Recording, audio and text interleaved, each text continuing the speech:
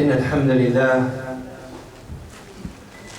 نحمده ونستعينه ونستغفره ونعوذ بالله من شرور أنفسنا ومن سيئات أعمالنا من يهد الله فهو المهتد ومن يضلل فلن تجد له وليا مرشدا وأشهد أن لا إله إلا الله وحده لا شريك له وأشهد أن محمدا عبده ورسوله يا أيها الذين آمنوا اتقوا الله حق تقاته ولا تموتن إلا وأنتم مسلمون يا أيها الناس اتقوا ربكم الذي خلقكم من نفس واحدة وخلق منها زوجها وبث منهما رجالا كثيرا ونساء واتقوا الله الذي تساءلون به والأرحام إن الله كان عليكم رقيبا يا أيها الذين آمنوا اتقوا الله وقولوا قولا سديدا يصلح لكم أعمالكم ويغفر لكم ذنوبكم ومن يطع الله ورسوله فقد فاز فوزا عظيما أما بعد إخوتي في الله اعلموا أن خير الكلام كلام الله وخير الهدي هدي محمد صلى الله عليه وسلم وشر الأمور محدثاتها وكل محدثة بدعة كل بدعة ضلالة كل ضلالة في النار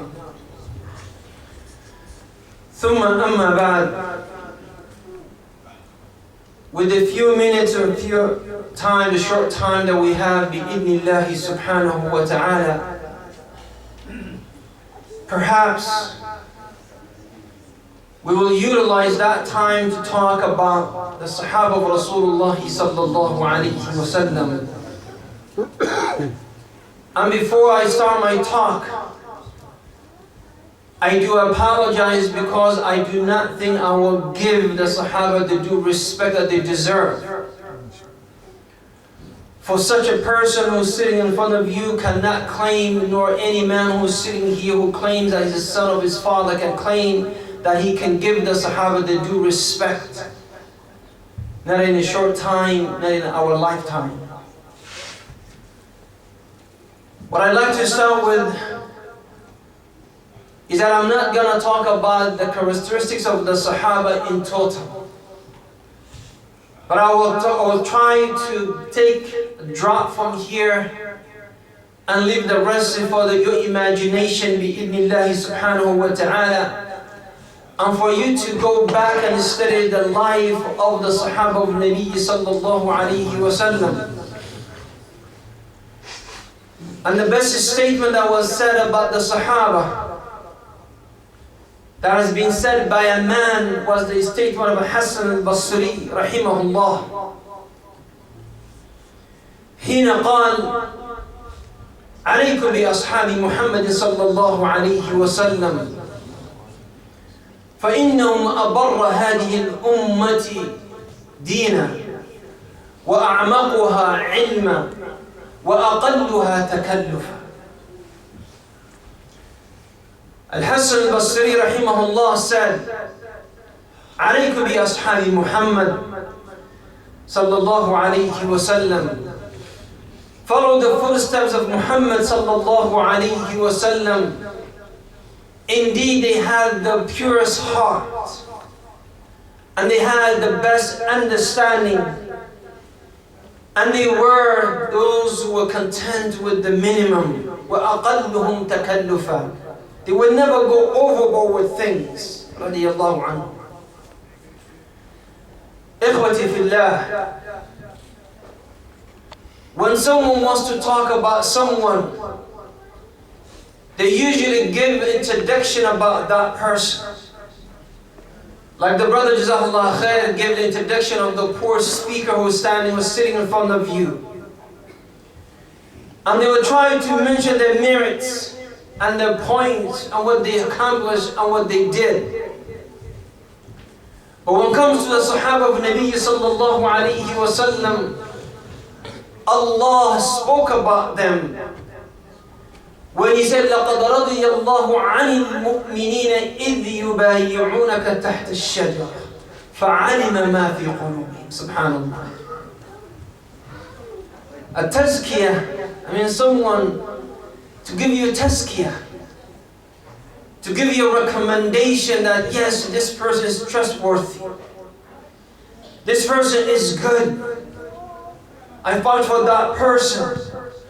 But when it comes to the Sahaba of Nabi sallallahu alayhi wa sallam, Allah Azza wa Jal spoke on their behalf. And He said, لَقَدْ رَضِيَ اللَّهُ عَنِ الْمُؤْمِنِينَ. And the reason that Allah said, لَقَدْ رَضِيَ اللَّهُ عَنِ الْمُؤْمِنِينَ, because they did a sacrifice, which is the point that we will talk about today, بِإِذْنِهِ subhanahu wa ta'ala. The sacrifice of the Sahaba of Nabi sallallahu alayhi wa sallam. This ayah, لها سبب النزول, it has a reason of revelation. When the Nabi sallallahu alayhi wa sallam went to the city of Mecca to perform Umrah peacefully, and the Sahaba of Nabi, all of them wore their ihram, not showing weapons, not displaying strength, not showing any arrogance. And they were all repeating peacefully, لَبَّيْكَ اللَّهُمَّ لَبَّيْكَ لَبَّيْكَ لَا شَرِيكَ لَكَ لَبَّيْكَ إِنَّ الْحَمْدَ وَالنِّعْمَةَ لَكَ وَالْمُلْكُ.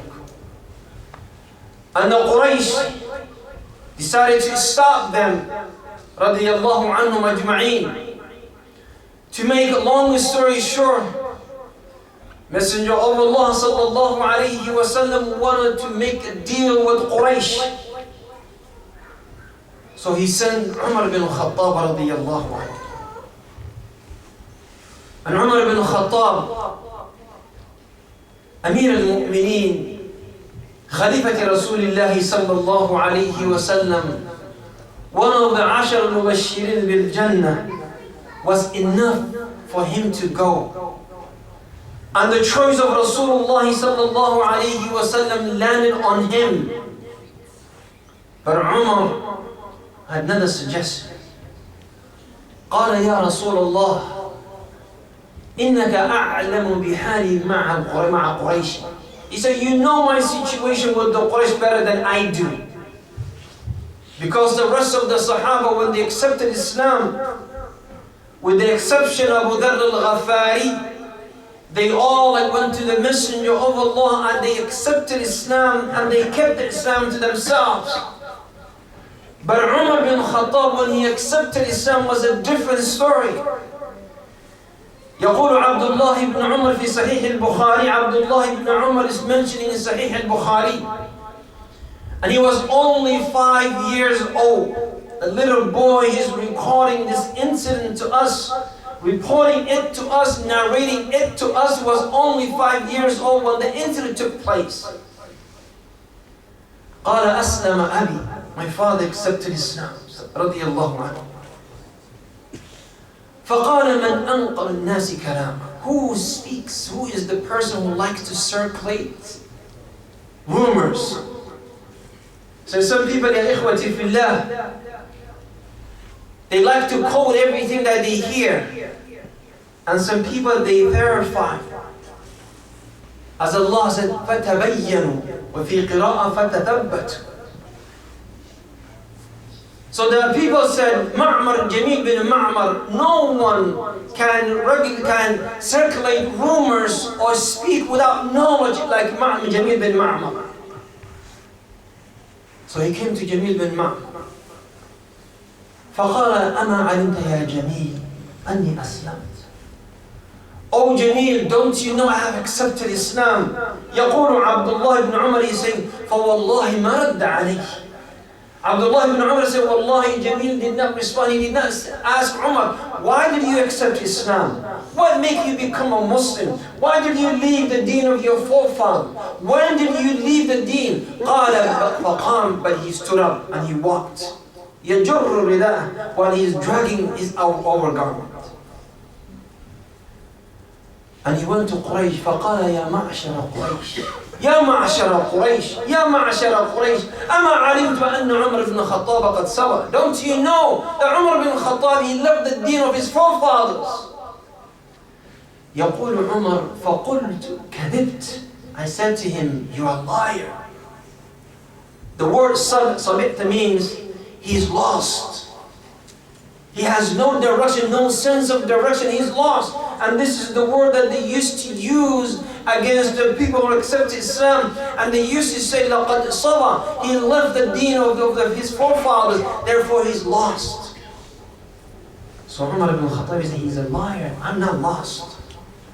وَلَكِنِّي شَهِدْتُ أَنْ لَا إِلَهَ إِلَّا اللَّهُ وَأَنَّ مُحَمَّدًا رَسُولُ اللَّهِ. Rather, I accept that there's only one worthy of worship, or the only one that's worthy of worship is Allah, and Muhammad is the messenger of Allah. قَالَ فَقَامُوا. And then they stood up. Now Umar, this is his story, then they stood up. And then they grabbed their fist, and he grabbed his fist. يقول عبد الله. The first 10 people who came to him, he knocked them out. And then another group, and he knocked them out. Until the sun reached the sea, which meant the midday. And then he went on his knees because he got tired. فَقَالَ وَاللَّهِ لَوْ كُنَّا. He said to the Quraysh. Now they all coming to him to beat him up. And say, Wallahi, if we were only 300 of us in the city of Mecca, will be one of the two, you would have left the city for us or would have left the city for you. So Umar ibn Khattab, he's saying to Rasulullah, Ya Rasulullah, Quraysh always hated me. And I hated them always. And he's the one who suggested the messenger of Allah in the battle of Badr to kill the 70 that were captured. However, he said, O messenger of Allah, I have the right man for you. Don't send me, they're going to kill me, or I will kill one of them, and you want peace. ولكن ارسل عثمان بن عفان. Send Uthman bin Affan. So he sent Uthman bin Affan. And the rumors came back that they killed Uthman bin Affan. And then the Sahaba of Nabi radiyallahu anhu, they got under the tree and they gave the messenger of Allah bay'ah, that they will sacrifice everything that they have for the sake of Allah. Therefore Allah said about them, لَقَدْ رَضِيَ اللَّهُ عَنِ الْمُؤْمِنِينَ إِذْ يُبَايِعُونَكَ تَحْتَ الشَّجَرَةِ. They gave allegiance, the covenant of allegiance to serve this deed. The Sahaba of Rasulullah sallallahu alayhi wa sallam, the day that they accepted Islam, they gave everything to Allah and the deen of Allah. Us, on the other hand, we pick and choose. The day that serving Allah and His deen match my desire and my availability, then I will go and do what I can, what I desire to do. Not what is required of me, rather what I desire to do. عجبا يا إخوتي في الله. The Sahaba of Nabi sallallahu alayhi wa sallam, they display umur that is unique. We can only imagine. And their aim was to leave this dunya behind and focus on akhirah. Dunya was something on their hands.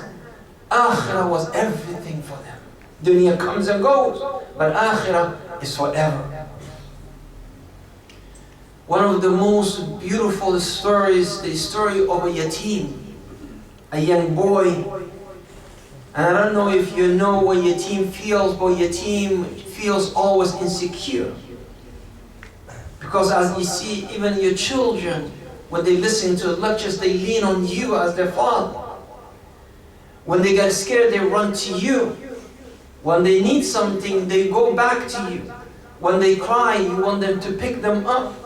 When they're afraid of something, they know you will be there to protect them. But when that person is out of their lives, they feel emptiness in their hearts. So this yatim, he lost his father. And when he lost his father, He thought he is the man of the house now, therefore he must protect his mother, he must protect the property of his father, he must protect everything that he stands for. And then he built a wall. He wanted to build a wall around his farm. And it happened that the border between him and his neighbor, there's a tree, palm tree or date tree, that is branching off to his farm. And even though he's a young boy, he has the consciousness of a mu'min. And he did not want anything haram on his side. So he went to the owner of the farm and he said, Ya Ammah, my uncle, give me that palm tree. قال يا غلام أو صبي إنها is my tree. I'm not giving it to you. قال إذن بعني إياها, sell it to me. I will buy, I have the money. And he thought about it saying, no, I'm not selling it to you. The boy, he thought that he did, being a young boy, he thought that he did what he could. قال إذن والله لا أرفعنها إلى رسول الله. I will complain to Rasulullah sallallahu alaihi wasallam. I tried to negotiate, but you didn't. So the boy went to the Messenger of Allah sallallahu alaihi wasallam. And Rasulullah كان رحمة للعالمين وما أرسلناك إلا رحمة للعالمين. He was so merciful, especially to yatim, knowing that he was raised as yatim. So he called the Ansari. قال يا أنصاري, give this boy the tree. قال لا يا رسول الله. قال إذن بيعها إياه. Sell it to him. قال لا يا رسول الله. أتأمرني, are you ordering me, or you are Shafi'? You suggesting? He said, I'm suggesting. He said, then no, I don't want to sell. The Messenger of Allah, he looked at the little boy. Subhanallah, rahmah. He looked at the little boy. And he looked at Ansari, فقال يا أنصاري هبها إياه. Give it to him as a gift. ولك شجرة في الجنة. And you have tree in Jannah. Tree in Jannah. This tree will die tomorrow. You know, you could have it, but you have tree in Jannah. The Sahabi said, La ya Rasulullah, that's my tree. I don't want it. Sometimes when you enter, subhanallah. He walked away. There was a man who was a mu'min and businessman. But a businessman with Allah. See, some of us, we're very clever when it comes to dunya business. You know, buying things and selling things and how much you can profit out of them. You know, if you work overtime, how much money you will collect at the end of the month or the week. But this man, he knew that his true business is with Allah subhanahu wa ta'ala. So he went and he got up. And he went after the man. And this man, his name was Abu Dahdah. Abu Dahdah, according to the ulama, he had a farm, he had a jannah, you call bustan or jannah in Arabic, that had minimum 400 palm trees. Minimum and maximum 700 palm trees, according to some of them Mufassir. So he went to the Ansari. فقال يا فلان أتعرف بستاني, do you know my garden? He said, yes. قال فهي لك بتلك الشجرة. He said, take that for you to give me that tree. That tree. قال أجننت, are you out of your mind? Did you lose your mind? Who doesn't know that and who will exchange that for that? قال هي لك. It is yours and these people are my witnesses. So the man, he said, خُذْهَا لَا خَيْرَ فِي شَجَرٍ شُكِيتِ فِيهَا يَا رَسُولِ اللَّهِ. He said, take it. There is no khair in that tree that was brought to the attention of Rasulullah. I don't want that tree anymore. Abu Dahdah came to the Messenger of Allah. فقال يا رسول الله إن أعطيته تلك الشجرة ألي مثلها في الجنة. سبحان الله.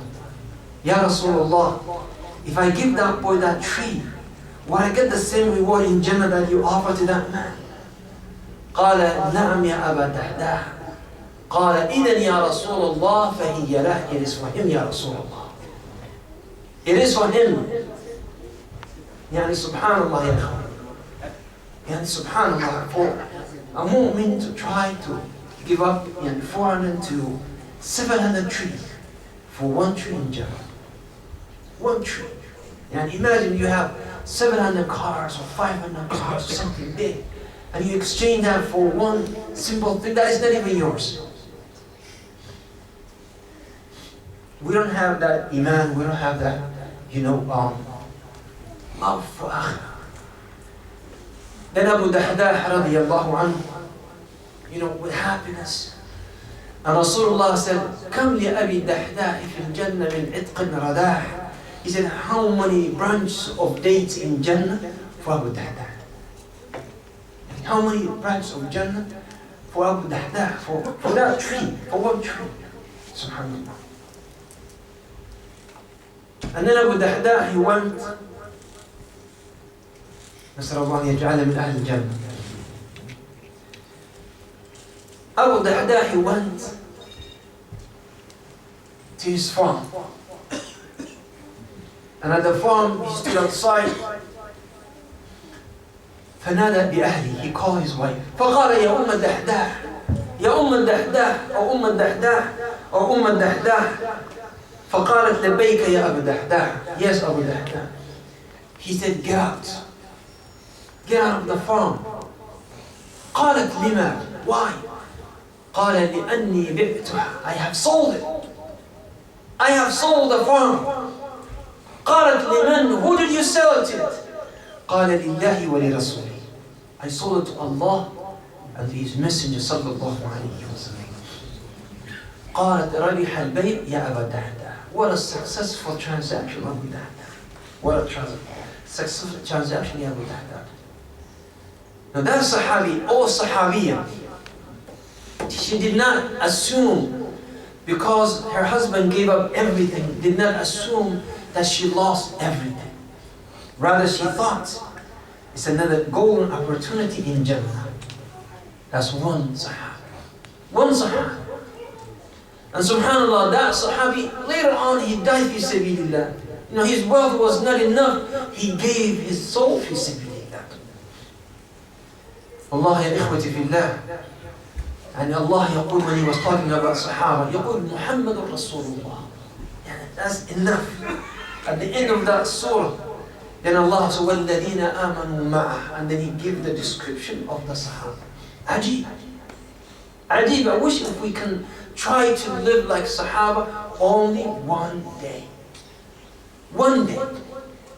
And you will see how much we lost and how much we lost. Stories of the Sahaba will never end. But we learn, ya ikhwati fillah, that as a Muslim, the condition of the Ummah will not change unless we go back to the conditions of the Sahaba of the Nabi sallallahu alayhi wa sallam. I will conclude with the Sahaba of story of one of the Sahaba bi-idhnillah. And this is the Sahabi Abu Abdullah ibn Unais. Abdullah ibn Unais was one of the Sahaba, and he was captured in one of the war. And the enemy was a Persian enemy. They wanted to know, those were the days of Furs in the Rome. They wanted to know how Arab, Bedouin, who used to slaughter their daughters for their God, who used to bury their daughters for their, for out of shame, and they used to slaughter their sons for their gods. How they change and transfer to people who can move mountains from their roots. So he said to his army, if you ever capture one of the Ashabi Muhammad, bring him to me. So they captured Abdullah ibn Unais. Abdullah ibn Unais, he said to them, he brought him, and he said to him, Ma ismuk, what is your name? Qala Abdullah ibn Unais. He said, what do you do? I said, I came for the sake of Allah. I serve my deen. He said, now we want to test this Sahabi. Put him in prison. So they put him in prison, depriving him from drink and food except khanzir and wine. They want to see, what is the fabric of this person? What is he made of? Are they like, the rest of the people that just, we as Muslims, we do Islam lip service. We do Islam lip service. But for the Sahaba, they were genuine, they were for real. You and I would come to the masajid and we all look pure and we look nice. But inside, Allah knows how bad we are. When we go back home, Allah knows how we are. And subhanallah, صدق من قال والله لو علموا قبيح سريرتي لأبى السلام علي من يلقاني ولأعرض عني ونأوا بصحبتي. He said, Wallahi, if these people who giving me greetings, giving me salam on the streets of the city, Wallahi, if they knew how filthy I am from inside, Wallahi, they will reject the greetings and they will leave me, they will abandon me. That's who we are. But the Sahaba, their secret life was pure and better than what they manifest. And that's why Uthman bin Affan, when Abu Bakr was dying, and he asked about Umar, قال ما رأيك في عمر؟ قال والله يا خليفة رسول الله أعلم أن سريرته خير من علانيته. He said, يا خليفة رسول الله, Wallahi, I know his secret life is better than what he shows outside. Ya Umar, Ya Abu Bakr. That's Umar. Now us, what we show is much greater or better than what we can see. So this man wanted to test the core of this man. He put him in a cell by himself. And he presented khanzir and alcohol. And this Sahabi would not eat or taste that. And then they asked him after 3 days, and they said, why don't you eat? He said, I know it is halal for me to eat to save my life, but I know I will never die. You assuming that I ate what Allah forbid us to eat and consume. For the sake of the deen. So the commander said, I know ضعف الرجال, I know what weakens men. Bring me the most beautiful girl. Most beautiful girl. This man was out of his family for months and months, fi sabilillah. And he's alone in a cell, and they brought the most, beautiful girl. And when she walked, when they put her in the cell, he said, Allahu Akbar, in the state of salah. And then she started walking in front of him, seducing him, until she screamed and she said, "Akhrujuni fa wallahi la adri ahuwa rajulun am hajar." Until she screamed, she said, "For wallahi, I don't know whether this man is a human being or a rock." He did not even look at her. Imagine a man who's away from his family for that time, for all that time, and he's alone with the lady by herself, and he did not even look at her. Finally, they brought him again, and the ruler said, "Become Christian. I'll give you half of my wealth. I will spare you." قال ولا طرفة عين. He said, not even for blinking of an eye that I will leave my deen. قال, become Christian, and I will give you half of my wealth. قال مالك ومال أبيك. Your wealth and the wealth of your father would not worth nothing in the sight of our deen. قال إذن لأقتلنك. I will kill you. And then he brought boiling pots with oil, and he brought some of the Muslimin, and he dipped that in the Muslim until only bones or ash came out of that. And he said to his soldier, "Go and kill him now." And when they took Abdullah ibn Unais, he wept. So the soldiers, they run back to the commander and say, "Now he's weakened, now he's weeping. Bring him back to me."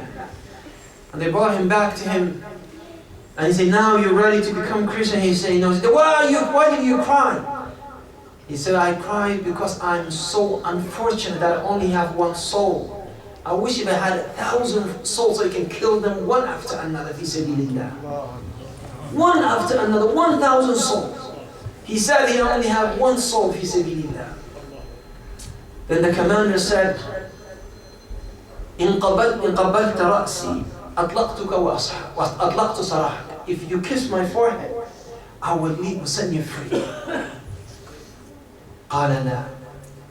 But I will kiss your forehead with one condition, that you let me go and all the Muslims that you have.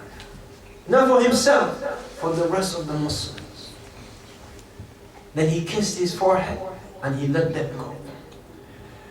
Abdullah ibn Unais came to the city of Medina, full of disgracement, full of shame, so sad.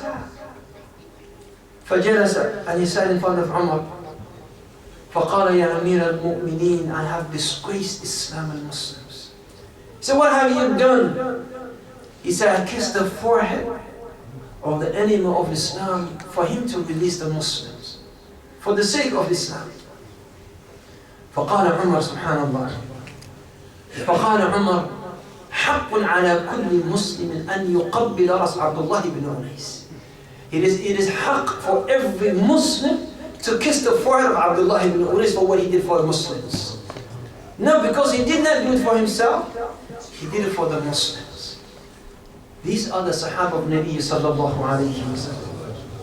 These are the people that we should follow their footsteps. These are the people that we should learn about them, so we can at least try to imitate them in a small portion. Ikhwati fillah, may Allah subhanahu wa ta'ala reward you for listening. And may Allah subhanahu wa ta'ala make us among those people الذين يستمعون القول فيتبعون أحسنه. Now ya ikhwati fillah, تذكر, remember that we mention these stories not because we want to entertain ourselves, but Allah subhanahu wa ta'ala said لقد كان في قصصهم عبرة لأولي الألباب ما كان حديثا يفترى. Said indeed in their stories are lessons for those who are people of reflection and understanding. Nasallallahu al-afwa al-afiyah. I apologize and may Allah subhanahu wa ta'ala reward you. Wa jazakumullahu khair. Assalamu alaikum wa rahmatullahi wa barakatuh.